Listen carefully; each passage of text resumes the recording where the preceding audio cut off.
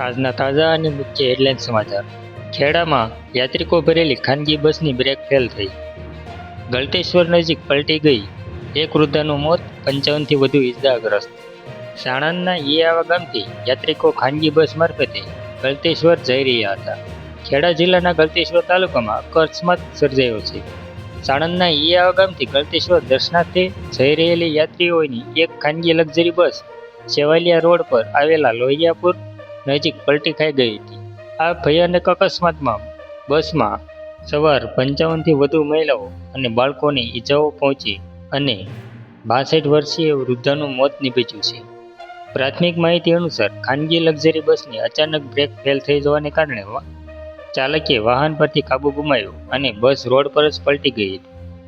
પ્રત્યક્ષદર્શીઓએ જણાવ્યું હતું કે આ અકસ્માત પૂર્વે બસ અંબાવ ગામના ભારે ટ્રાફિક જામમાંથી માંડ બહાર નીકળી હતી. જો ટ્રાફિક વચ્ચે બ્રેક ફેલ થઈ હોત તો મોટી જાનહાનિ થતી, જે સદનસીબે ટળી ગઈ છે. અકસ્માત સર્જાતા સ્થાનિક લોકો મદદે દોડી આવ્યા હતા.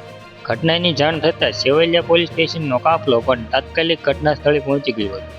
રાહત અને બચાવ કામગીરી માટે 10થી વધુ એમ્બ્યુલન્સ તેમજ અન્ય ખાનગી વાહનોની મદદથી તમામ ઇજાગ્રસ્તોને તાત્કાલિક સારવાર માટે લિયા સામૂહિક આરોગ્ય કેન્દ્ર ખાતે ખસેડવામાં આવ્યા હતા.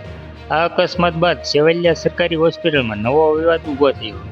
મોટી દુર્ઘટના વચ્ચે હોસ્પિટલમાં ફરજ પરના ડોક્ટર ગેરહાજર જણાતા દર્દીઓના સગાઓ અને સ્થાનિકોમાં ભારે રોષ વ્યાપી ગયો હતો.